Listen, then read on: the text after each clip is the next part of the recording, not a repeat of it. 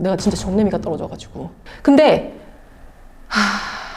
그게 참 현실적으로 우리가 그렇게 진행을 하게 되면은 막기가 참 힘들죠. 안녕하세요. 이혼 전문 박은주 변호사입니다.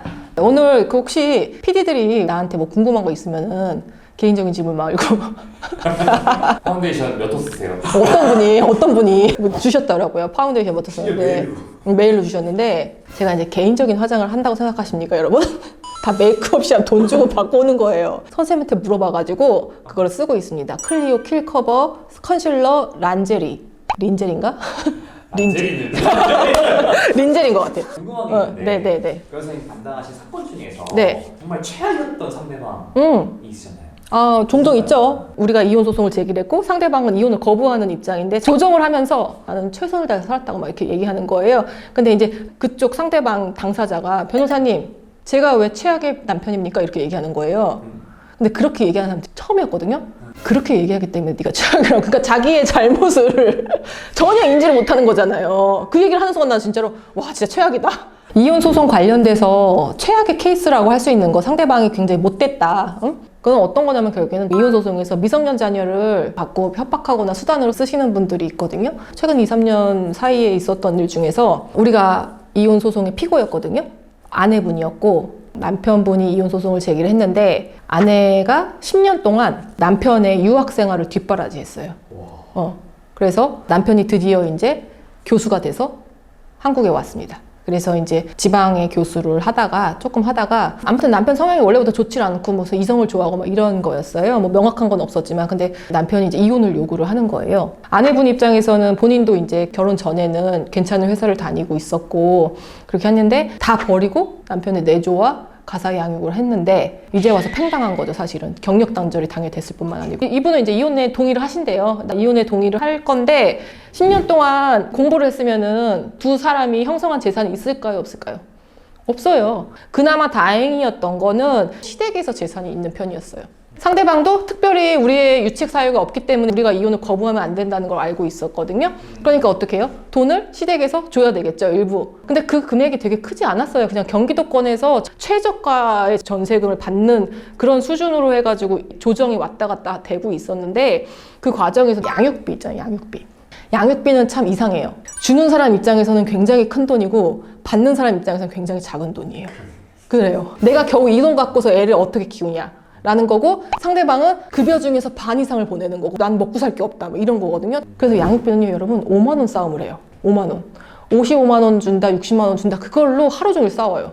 그 정도로 양육비는 양육을 하는 사람들 입장에서는 굉장히 절실한 금액이에요. 그래서 이 사건에서 양육비랑 재산분할이랑 같이 얘기를 하다가 아빠가 교수고 뭐 이렇게 하니까 사실은 교직원으로 아이들 학자금 같은 게 다 지원이 되잖아요. 아이들이 이제 대학에 갔을 때 대학 등록금은 사실은 양육비의 개념이 아니기 때문에 그거는 비양육자가 지급할 의무가 없거든요. 근데 매 학기 대학 등록금이 몇백만 원씩이잖아요. 그런 부분이 부담이 되기 때문에 우리가 조정을 할 때 그 대학 등록금을 아빠가 부담한다, 엄마가 부담한다, 2분의 1씩 부담한다 이런 거를 많이 기재를 해놔요. 그렇죠? 그래서 우리가 그걸 요청을 했죠. 상대방이 부담하는 것도 아니고 직장에서 나오는 거고 이것도 아이들의 교육을 위한 거기 때문에 적어도 상대방이 아이들의 대학 등록금을 내줬으면 좋겠다라고 이제 얘기를 하니까 이제 상대방 대리인이 당연하죠. 아빠가 교수고 하는데 당연히 지원하는 거죠. 이렇게 했어요. 오케이, 그럼 그거 쓰고 그다음에 우리는 상대방이 얘기한 재산분할금에서 우리는 2천, 3천 정도 더 요청을 합니다. 그랬더니 막 자기네끼리 얘기를 하다가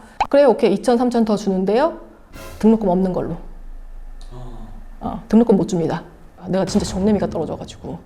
너무 조금 밉상이잖아요. 아이들과 관련된 돈과 사실은 재산분할도 아이들의 거주 안정을 위해서 최소한의 어떤 조건을 해주는 건데 양립할 수 없다. 이거를 내가 2, 3천을 더 주면은 등록금 안 된다. 이렇게 딱 선택해 라고 얘기를 하니까 굉장히 이 우리 의뢰인 입장에서는 10년 동안 유학 뒷바라지 하다가 갑자기 팽당해가지고 아무것도 지금 할 수 없는 상황인 거예요. 정말 절실한 거죠. 생계의 문제인 거예요.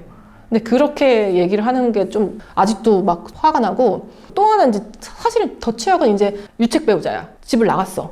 그래서 이혼 소송을 제기했는데 배우자가 이혼을 거부를 해요. 나는 이제 가정을 지키고 싶대. 그리고 배우자는 그 원래 살던 집에서 아이들 미성년 자녀랑 거주를 하고 있어요.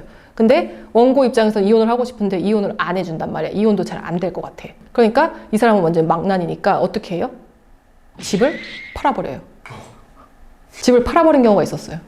오, 미쳤네요. 미쳤지. 근데 여러분, 그냥 집을 파는 게 문제가 아닙니다, 여러분. 명의가 넘어가면은 그 명의자가 거주지에 계속 그냥 살고 있는 배우자와 자녀들을 상대로 퇴거 소송을 진행을 해요. 뭔 소리예요? 퇴거, 나가라, 내 집이다. 남의 집이 됐잖아요, 이거는. 동시에 어떤 걸 하냐? 너 지금 부당이득하고 있잖아.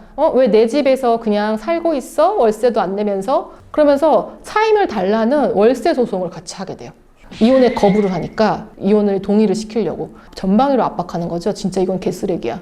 그렇게 되면은 이혼을 거부하던 배우자들이 처음에는 버티다가 아이들 때문에 혹은 내가 쫓겨날 위기의 상황이 생기니까 어쩔 수 없이 되게 불리한 조건으로 이혼하는 경우가 꽤 있죠. 어떤 경우는요, 공동명의인 경우에는 2분의 1 지분만 제3자한테 넘기기는 참 어려워요. 넘기는 쓰레기들도 있지만. 그러면 어떻게 하느냐? 이 2분의 1 지분이 있을 때 이 지분을 나눠주십시오라는 소송을 따로 할 수가 있어요. 그래서 이혼소송 기각당했다? 그래서 막 분해 자기가. 배우자를 괴롭혀가지고 이혼에 동의받고 싶으니까 공동명의로 있는 부동산을 갖다가 공유물 분할 소송을 또 할 수가 있어요. 판사님 이거 경매에 붙여서 원고랑 피고랑 공동명의니까 2분의 1씩 현금으로 정산해 주십시오라고 하는 소송을 제기할 수 있고 그것이 인용되고 있습니다.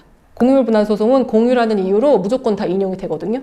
그러면 이혼을 거부하는 배우자는 아이들과 살고 있다가 갑자기 경매 처분이 들어오고 제3자한테 낙찰이 되고 집에서 쫓겨나고 경매 대금 중에서 일부만 받아서 새로운 거주지를 마련해야 되는 어려움을 겪게 되죠. 정말 나쁜 마음을 먹는 사람들은요, 이런 거를 정말 많이 하고 변호사들이 이런 거를 많이 해요. 실질적으로. 압박하는 방법이라고 하면서. 근데 그게 참 현실적으로 우리가 그렇게 진행을 하게 되면은 막기가 참 힘들죠. 그런 경우가 종종 있어요. 현실적인 입장에서는 이혼을 끝까지 거부하기는 참 쉽지 않은 경우들이 있죠. 이혼 소송에서 아이들과 관련돼서 일반 배우자가 나쁜 마음을 먹고 이렇게 압박하거나 그렇게 하는 거는 진짜 최악인 것 같아요. 가뜩이나 부모의 이혼으로 상처를 받는 아이들인데 그 상처를 떠나서 아이들의 생계의 문제까지 그 위협을 준다? 그건 진짜 부모로서 자격도 없는 것 같은데. 그런 최악의 상대방들이 있어요. 씁쓸하죠. 네. 오늘 영상이 유익하셨다면 구독과 좋아요 눌러주세요. 안녕.